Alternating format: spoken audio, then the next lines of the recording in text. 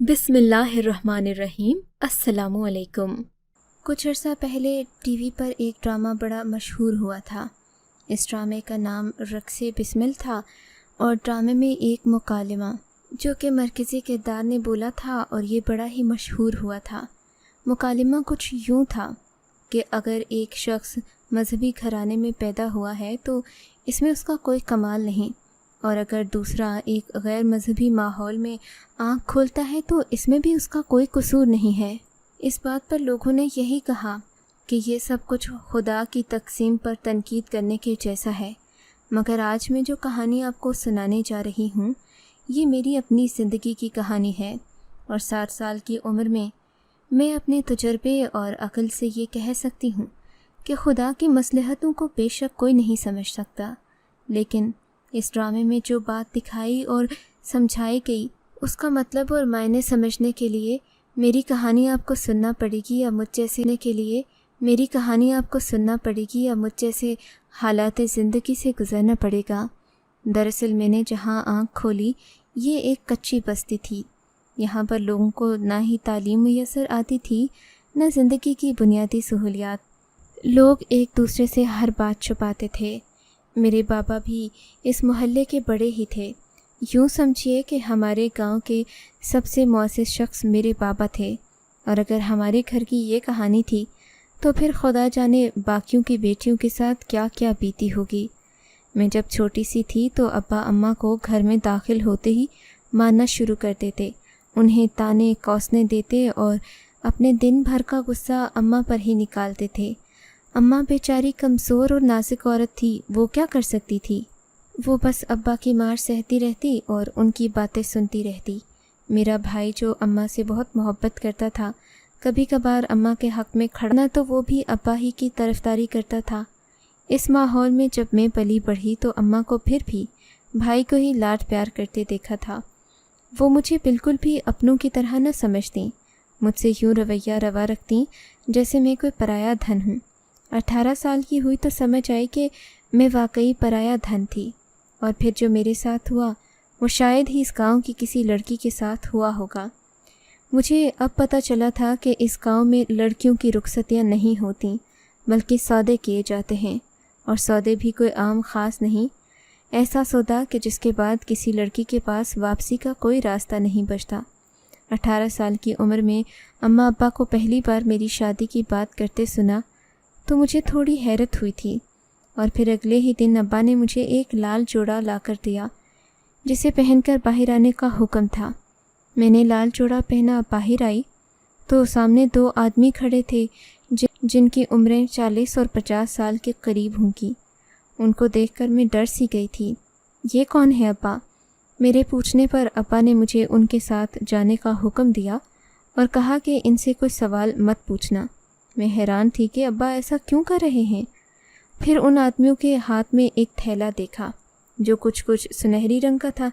اس میں شاید سونا تھا یا کوئی اور زیور تھا جو انہوں نے ابا کے آگے کیا۔ ابا نے تھیلی کو ٹٹول کر دیکھا، پھر اسے کھولا۔ اس میں سے 2 سونے کے ہار نکلے جن کو ابا نے پانی میں رکھنے کے علاوہ مختلف تجربوں کے ذریعے یہ معلوم کیا کہ یہ کھرے ہیں یا پھر نکلی۔ جب سونے کا زیور اصلی نکلا تو ابا نے انہیں خوشی سے ہاتھ ملا کر مجھے لے جانے کا اشارہ کیا۔ میں اماں کو حیرت سے دیکھنے لگی کہ شاید وہ اپنی بیٹی کے بارے میں کچھ کہیں گی، لیکن ایسا بالکل بھی نہیں ہوا۔ میرا بھائی بھی بت بنا کھڑا رہا۔ ان لوگوں نے ایک گاڑی لائی اور اس میں مجھے جانور کی طرح ڈال کر گھسیٹ کر لے کر گئے۔ میں اتنی حیران تھی کہ آج تک کبھی اپنے اماں ابا کے بارے میں ایسی بات نہیں سوچی تھی کہ وہ میرا سودا بھیڑ بکریوں کی طرح کر دیں گے۔ ان لوگوں نے مجھے گاڑی کے اندر ڈالنے کے بعد گاڑی تیز تیز چلانا شروع کر دی۔ میری چیخوں کی کسے پرواہ تھی؟ اور پھر وہ گاؤں جہاں پر کبھی کسی نے اسکول کی شکل نہ دیکھی ہو، ان لوگوں کو کیا تھا؟ وہ تو بس سوئی ہوئی مخلوق تھی جن کو صرف اپنے پیٹ سے مطلب تھا۔ میں جہاں آئی تھی یہ کوئی گھر نہیں بلکہ جہنم تھا۔ انتہائی تنگ قسم کا گھر تھا جس کے در و دیوار ایسے تھے کہ انہیں دیکھتے ہی مجھے وحشت ہونے لگی، مگر میں کچھ بولی نہیں۔ یہاں آ کر 40 سالہ آدمی جو اس دوسرے بوڑھے کے ساتھ آیا تھا وہ میرے پاس آیا اور کہنے لگا، یہ ابھی چادر اوڑھے رکھو، تھوڑی دیر میں تمہاری ہی ہے۔ یہ سن کر میں حیران رہ گئی تھی۔ اب کیا میری اس سودے کے بعد شادی ہونا بھی باقی ہے؟ میں نے دل میں سوچا، مگر یہاں میری حیثیت ایک خریدی ہوئی چیز کے جیسی تھی، سو میں کیا بولتی۔ مجھے وہی لال دوپٹہ اڑھا کر بٹھایا گیا۔ تھوڑی دیر بعد مولوی صاحب آئے اور اسی 40 سالہ شخص کے ساتھ میرا نکاح پڑھا دیا گیا۔ میں حیران پریشان اس سب ماحول میں ہونے والی کارروائی کو دیکھتی ہی رہ گئی۔ مجھ میں ہمت نہیں تھی کہ میں ان لوگوں سے سوال کر سکتی۔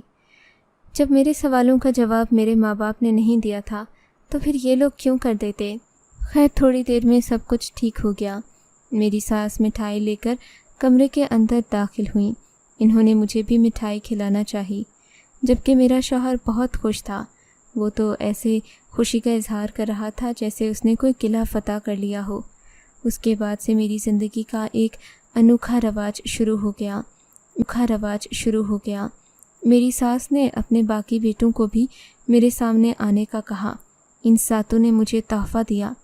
یہ ساتھ کے ساتھ میرے دیور تھے، یعنی کہ یہ عورت 8 بچوں کی ماں تھی۔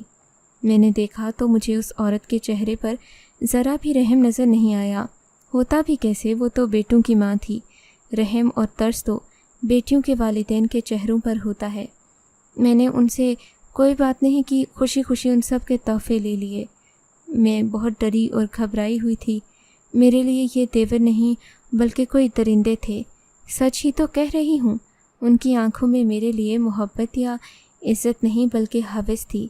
وہ سب مجھے سر سے پاؤں تک دیکھتے اور آپس میں عجیب و غریب باتیں کرتے جن کی مجھے سمجھ بھی نہیں آ رہی تھی۔ مجھے لگا کہ شاید یہ میرا وہم ہوگا یا میں حد سے زیادہ سوچ رہی ہوں۔ یہ لوگ ہو سکتا ہے کہ اسی طرح کسی بھی عورت کو ہے۔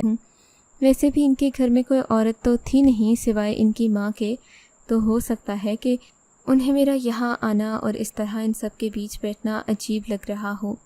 خیر میں نے ان سب سے تحفے لے لیے۔ انہوں نے بھی میرے آنے پر بہت زیادہ خوشی کا اظہار کیا، مگر میرے لیے یہ گھر کسی پنجرے کے جیسا تھا۔ ظاہر ہے میں خریدی ہوئی چیز تھی، میں زیادہ بول نہیں سکتی تھی۔ میں نے اس دن جانا کہ میری ماں نے مجھے کبھی نانا نانی سے ملنے کیوں نہیں دیا تھا۔ شاید یہ ہمارے گاؤں کی رواج تھا کہ جو بھی عورت یہاں بیاہ کر آتی وہ خرید کر لائی جاتی تھی، اور اسی لیے ابا بھی اماں سے بہت برا سلوک کرتے تھے۔ خیر میرے لیے یہاں یہ اچھی بات تھی کہ اس گھر میں کوئی عورت نہیں تھی۔ عورتیں ہی زیادہ تر سازش بنتی ہیں اور پھر دوسری عورت کو ذلیل و رسوا کرتی ہیں۔ یہاں پر ایسی کوئی چیز نہیں تھی جس سے مجھے پریشان ہونا پڑے۔ البتہ میرے ساتھوں دیور کے گھر کے کام اور ان کے لیے روٹی بنانے سے لے کر کپڑے دھونے تک سبھی کام مجھے کرنا پڑتے تھے۔ ان دنوں عمر صحیح تھی، صحت اچھی تھی، سو گھر کے یہ کام کرتے ہوئے مجھے زیادہ محسوس نہیں ہوتا تھا۔ میں ہر کام خوش دلی سے کیا کرتی تھی۔ میری ساس مجھ سے رفتہ رفتہ خوش رہنے لگی۔ میں نے بھی اللہ کا شکر ادا کیا، کیونکہ میرے لیے یہاں ساس ہی کرتا دھرتا تھیں۔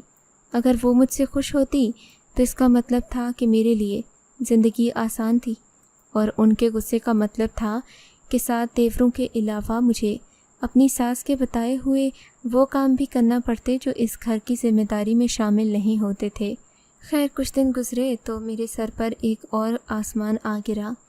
میں امید سے ہو گئی تھی۔ میرے لیے یہ اگرچہ خوشی کی بات تھی، اور کسی بھی عورت کے لیے یہ بات خوشی کی ہی ہوتی ہے، لیکن اس گھر میں اولاد پیدا کرنے کا مطلب اپنے لیے مصیبتوں میں مزید اضافہ کرنا تھا۔ میرے شوہر کو جب یہ بات پتہ چلی تو وہ بہت خوش ہوا۔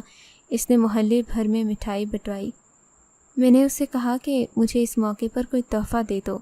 ہنس کر کہنے لگا، تمہیں تو اس بات کا ہی شکر ادا کرنا چاہیے کہ میں نے تم سے نکاح کیا ہے، ورنہ جو لوگ عورتیں خرید کر لاتے ہیں وہ ان سے نکاح نہیں کرتے۔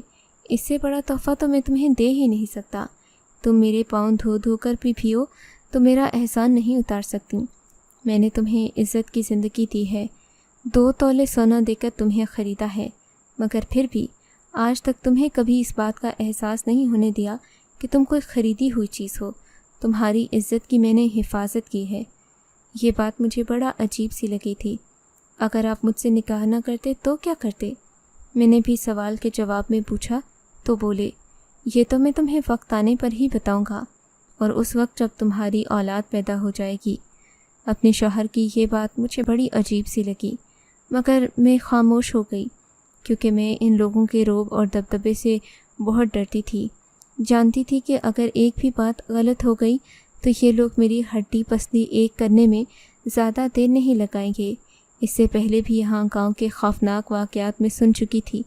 جو بھی عورت مجھ سے ملنے آتی وہ مجھے یہاں کے ماحول کے بارے میں اور زیادہ ڈراتی اور سختی سے منع کرتی کہ میں بھاگنے کا تو کبھی سوچوں بھی مت، کیونکہ یہ لوگ مجھے خرید کر لائے ہیں، اور اگر کبھی میں نے بھاگنے کا منصوبہ بنایا یا بھاگنے کی کوشش کی تو میرے لیے زندگی پہلے سے بھی بری ہو جائے گی۔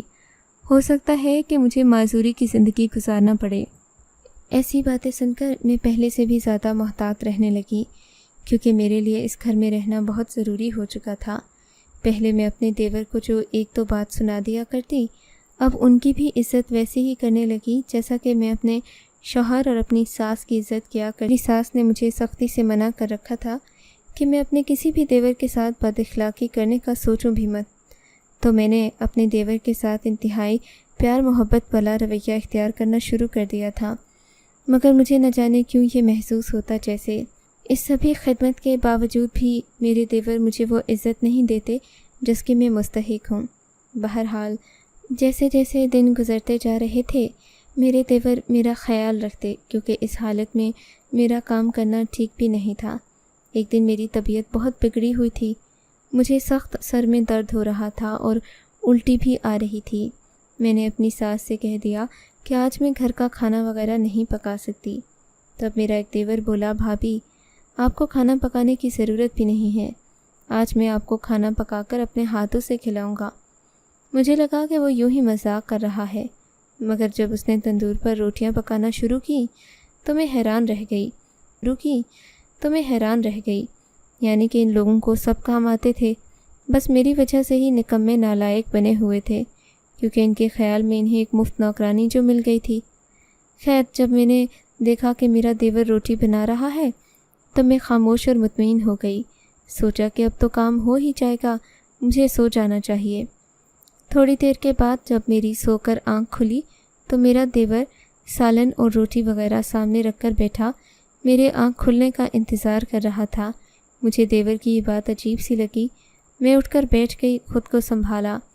تب میرا دیور بڑی محبت سے مجھے روٹی کے ٹکڑے توڑ توڑ کر سالن میں ڈبوتا اور مجھے کھلانے کی کوشش کرتا۔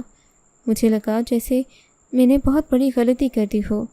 مدثر، میں خود کھانا کھا لوں گی، تمہیں اتنی تکلیف کرنے کی ضرورت نہیں، میں نے سیدھے لہجے میں جواب دیا تو دیور نے زبردستی مجھے کھانا کھلانے کی کوشش کی۔ اس کو ذرا بھی پرواہ نہیں کہ میں اس کی بھابھی ہوں اور کس حالت میں ہوں۔ میرے غصے پر میرا دیور ڈھٹائی سے بولا، بھابھی غصہ کیوں کرتے ہو؟ آپ کو تو اسلم بھیا بھی ایسے ہی کھانا کھلاتے ہیں نا؟ ہاں تو وہ میرے شوہر ہیں، میں نے غصے سے جواب دیا۔ تو کیا ہوا، ایک دن میں بھی آپ کا شوہر بن سکتا ہوں، اگر بھائی نہ ہوں تو؟ تمہیں شرم نہیں آتی؟ میں نے انتہائی غصے بھری آواز میں کہا تھا۔ تم اپنے بھائی کے مرنے کی باتیں کرتے ہو؟ مرنے کی باتیں کیوں کروں گا میں؟ خدا نہ کرے، اللہ میرے بھائی کو لمبی زندگی دے، لیکن میں بھی تو کچھ غلط نہیں کہہ رہا، بھائی تو اس بات سے خود بھی واقف ہیں۔ ایسی بھی ایک صورت ہے جس میں آپ کو مجھ سے نکاح کرنا پڑ سکتا ہے۔ اس کی بات سن کر میرے تن بدن میں آگ لگ گئی۔ بہت ہو گئی تمہاری بکواس، آج میں اسلم کو یہ بات بتا کر ہی رہوں گی کہ تم نے مجھ سے کیا باتیں کی ہیں۔ اس سے پہلے میں نے تم لوگوں کو بہت برداشت کیا، لیکن اب میں مزید نہیں سہ سکتی ہے، اتنا گھٹیا الزام نہیں سہ سکتی۔ میں نے مدثر کو شرم دلانے کی کوشش کی، مگر اس میں تو جیسے رتی بھر بھی شرم نہ تھی۔ کہنے لگا، بھائی جان کو شوق سے بتائیے گا، مجھے بھی کوئی فرق نہیں پڑتا۔ میں سمجھی کہ شاید یوں ہی تیور دکھا رہا ہے، جب اس کے بھائی کو بتاؤں گی تو وہ اس کے لیے سبق سکھانے کا بندوبست کر ہی دے گا۔ شام کو اسلم گھر آئے، میں نے انہیں یہ بات بتائی تو وہ ہنس پڑے۔ ارے اس میں اتنا غصہ دکھانے والی کیا بات ہے، اس نے تو مذاق ہی کیا ہوگا، اور ویسے بھی اگر ایسا کہا ہے تو بھی ٹھیک ہی کہا ہے۔ کیا مطلب؟ میں نے حیرت سے پوچھا۔ مطلب یہ کہ اگر تو تم نے بیٹا پیدا کیا تو تمہاری شادی میرے ساتھ ہی رہے گی، لیکن اگر تم نے بیٹی پیدا کی تو اس کے بعد میں تمہیں طلاق دے دوں گا۔ اور تمہاری شادی میرے چھوٹے بھائی سے کروا دی جائے گی۔ میں اپنے شوہر کی یہ بات سن کر بھونچکا رہ گئی تھی۔ سوچا نہیں تھا کہ یہ لوگ ایسے بھی جانور ہیں جو عورتوں کو کھلونا سمجھتے ہیں۔ آپ ایسا کیوں کہہ رہے ہیں؟ اگر میں بیٹی پیدا کر سکتی ہوں تو اللہ بیٹا سے بھی نوازے گا۔ آپ خدا را ایسی بھیانک باتیں دوبارہ مت کیجیے گا۔ اس میں دوبارہ یا ایک بار والی کیا بات ہے؟ کیا تمہیں نہیں معلوم؟ ابھی تک تمہیں عورتوں نے یہ نہیں بتایا کہ ہمارے گاؤں کی کیا رسم ہے؟ چونکہ گھر کے سب سے چھوٹے بیٹے کے پاس ساری چیزیں جائیداد وغیرہ بھی ہوتی ہے، گھر میں وہ بچے بھی پال سکتا ہے، تو بڑا بھائی اگر زیادہ بیٹیوں کا باپ بن جائے تو وہ اپنی سب بیٹیوں کو بیوی سمیت اپنے چھوٹے بھائی کے حوالے کر دیتا ہے۔ اس طرح وہ خرچے سے بھی بچ جاتا ہے، اور ویسے بھی اس گھر کی، اس خاندان کی سبھی جائیداد چھوٹے بھائی کو ملتی ہے۔ ایسے میں اس کے ساتھ انہیں بیٹیوں کی ذمہ داری بھی اٹھانا پڑتی ہے۔ تو یہ سب انصاف کا معاملہ ہے، تم اس میں غم نہ کرو اور مجھ سے دل لگانے کی ضرورت نہیں۔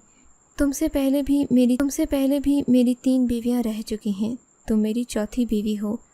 شوہر کے منہ سے یہ سارے انکشافات سن کر مجھے لگا میں پل بھر میں 2 کوڑی کی ہو گئی ہوں۔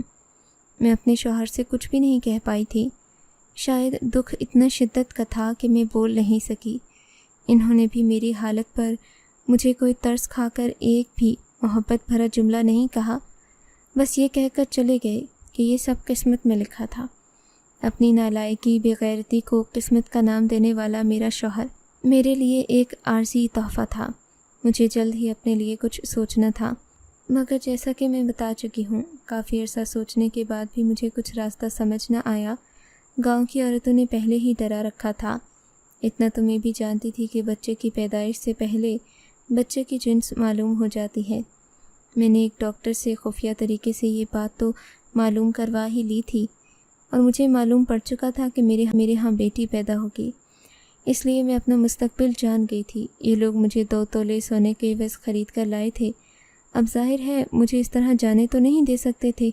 انہیں بچے پیدا کرنے والی مشین اور گھر میں کام کرنے والی نوکرانی سے ہاتھ دھونا پڑتے۔ اسی لیے میں اچھی طرح سمجھ گئی تھی کہ میں ان کے لیے سونے کی چڑیا نہ سہی ایک قیمتی مشین تو ہوں، جسے اتنی آسانی سے جانے نہیں دیں گے۔ لیکن میں یہاں سے بھاگ کر جا بھی کیسے سکتی تھی؟ کافی پہرے تھے جو مجھ پر تھے، پھر گاؤں سے نکلنا بھی مشکل بات تھی۔ کافی دن تک میں اپنے لیے کوئی راہ فرار اختیار کرنے میں ناکام رہی۔ اب میں نے سوچ لیا کہ میں جس دن اپنا بچہ پیدا ہوگا اسی دن یہاں سے بھاگ جاؤں گی۔ لیکن پھر اپنی ساس کے خطرناک عزائم دیکھ کر اپنی بچے کے پیدائش سے ایک دن پہلے ہی مجھے گھر سے نکلنا پڑا۔ وہ دن سخت بارش کا تھا۔ میں جانتی تھی کہ میں اگر راستے میں فوت بھی ہو گئی تو کم اس گناہ سے تو بچ جائے گی جو مجھے دیور سے شادی کر کے اٹھانا پڑے گا۔ میں گھر سے نکل پڑی۔ تیز بارش تھی۔ مجھے نہیں معلوم تھا میں کہاں جا رہی ہوں، بس اللہ سے دعائیں مانگ رہی تھی کہ وہ میری لاج رکھ لے۔ خدا جانے آدھے راستے میں میرے سر میں چکر آیا یا کیا بات ہوئی کہ میں نیچے زمین پر گر گئی۔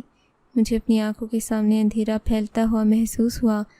اس کے بعد میری آنکھوں پر ایک تیز روشنی پڑی، اور جب میری آنکھ کھلی تو مجھے نہیں پتہ تھا کہ میں پچھلے 6-7 گھنٹے کہاں رہی ہوں۔ میری آنکھ ایک ہسپتال میں کھلی تھی۔ میرے سامنے ایک عورت پولیس کی وردی میں کھڑی تھی۔ مجھے دیکھ کر وہ میرے قریب آئی اور میری طبیعت کا پوچھنے لگی۔ بولی کہ تم ٹھیک تو ہو؟ میں نے ہاں میں سر ہلا دیا۔ یا اللہ، میں نے کون سا جرم کیا جو پولیس مجھے پکڑنے آ گئی؟ میں نے سوچا، مگر پھر اس عورت نے مجھے نرمی سے سمجھایا کہ میں زیادہ فکر نہ کروں، میری ڈیلیوری قریب ہے، میرا بچہ پیدا ہونے ہی والا ہے، ایسے میں مجھے پریشانی سے گریز کرنا ہے۔ یوں میرے لیے مشکل ترین مرحلہ بھی آسان ہو گیا۔ میں پہلے ہی ہسپتال میں تھی۔ مجھے اپنے بچے کی کوئی فکر اس وجہ سے نہ تھی کہ میرے آس پاس انتہائی ماہر ڈاکٹر موجود تھے۔ میرے بچے کی پیدائش کے بعد سب بہت خوش ہوئے۔ میرے سامنے جو لیڈی پولیس کھڑی تھی، اس نے مجھے اپنے بچے سمیت گھر لے جانے کا فیصلہ کیا۔ تقریباً 1 ہفتے بعد وہ مجھے ہسپتال سے لے گئی۔ اس نے مجھ سے وجہ پوچھی کہ میں اتنی بھری بارش میں سڑک پر کیوں بھاگ رہی تھی، تو میں نے اپنی ساری کہانی سنا دی۔ مجھے لیڈی پولیس نے بتایا کہ وہ بھی اس علاقے میں کسی جرم کی تفتیش کے سلسلے میں آئی تھی، کیونکہ یہاں عورتوں کی تفتیش یا عورتوں سے پوچھ گچھ نہیں کرنے دی جاتی، اس لیے مقامی پولیس عورت پولیس کو بھی اپنے ساتھ لاتی ہے تاکہ یہاں کے مقامی لوگوں کو کوئی ایسا بہانہ نہ مل سکے جس کی بنا پر وہ اپنی عورتوں کو پولیس سے بات کرنے سے روکیں۔ تبھی انہوں نے مجھے دیکھا، میں سڑک پر پڑی تھی، میری حالت تفتیش ناک تھی، تو بنا کسی تفتیش کے یہ لوگ مجھے ہسپتال لے آئے۔ یہاں آ کر میں نے خدا کا شکر ادا کیا کہ میرے گھر والوں کے حوالے نہیں مجھے کیا گیا، ورنہ میں یہاں کیسے پہنچ پاتی۔ پولیس کی گاڑی مجھے ہسپتال لے کر آئی تھی۔ وہ لیڈی پولیس والی مجھے اپنے گھر لائی تو اس نے بھی مجھے اپنی ساری کتھا سنا دی۔ کہنے لگی میری کہانی بھی کچھ مختلف نہیں، بس میں بانجھ پن کی وجہ سے اپنے شوہر سے طلاق لے کے بیٹھی ہوں۔ میرے شوہر نے دوسری شادی کر لی، اب میں اس گھر میں اکیلی رہتی ہوں۔ نوکری ہے، اللہ کی دیا ہوا عزت، دولت اور شہرت سب کچھ ہے، لوگ مجھے میرے نام سے پہچانتے ہیں۔ بس اگر اولاد کی کمی ہے تو سوچتی ہوں کہ زندگی میں کسی نہ کسی کو سہارا دے کر اپنا بنا ہی لوں گی۔ رشتے خون کے ہی نہیں، احساس کے بھی ہوتے ہیں۔ اگر تم کہو تو اپنی بیٹی بنا لوں اور تمہاری شادی کر دوں۔ میں نے شادی سے انکار کر دیا، البتہ کہا کہ میں بہن بن کر ساری زندگی آپ کی خدمت کروں گی۔ لیڈی پولیس بڑی ہی رحم دل تھی، یہ سن کر خوش ہو گئی۔ اب میں گھر میں بچی کی پرورش کرنے لگی، جبکہ وہ دن بھر نوکری پر ہوتی۔ شام کو وہ آ کر بیٹی کی تربیت اور اس کی پرورش پر دھیان دیتی۔ یوں ہم دو عورتوں، یا سمجھیں کہ دو ماؤں نے مل کر اپنی ایک بیٹی کو پالا، اس کی پرورش کی، اور یوں میری بیٹی مختلف مرحلوں سے ہوتے ہوئے ایک ڈرامہ ڈائریکٹر بن گئی۔ آج ملک بھر میں اس کے ڈراموں کو دیکھا اور پسند کیا جاتا ہے۔ میں اپنی بیٹی کے بارے میں فخر سے کہہ سکتی ہوں کہ اس شعبے میں ہوتے ہوئے بھی اس نے کبھی اپنے کردار کی کسی حد کو پار نہیں کیا، جبکہ میرے گاؤں کی وہ عورتیں جو 7 پردوں میں رہتی ہیں کئی بار گناہوں کی مرتکب ہوتی ہیں۔ یہاں بات عورت پر پابندیاں لگانے کی نہیں بلکہ عورت کو شعور اور جائز آزادی دینے کی ہے۔ اور جہاں تک رہی بات اس مکالمے کی، تو امید ہے کہ اب آپ کو میری یہ کہانی سنانے کا مقصد سمجھ آ گیا ہوگا۔ آپ کو اگر یہ کہانی اچھی لگی ہے تو اس ویڈیو کو لائک کیجیے، اور اس طرح کی مزید کہانیاں سننے کے لیے ہمارے چینل کو ضرور سبسکرائب کیجیے۔ کہانی سننے کا شکریہ۔ آپ سے ملاقات ہوگی اگلی ویڈیو میں، تب تک کے لیے اللہ حافظ۔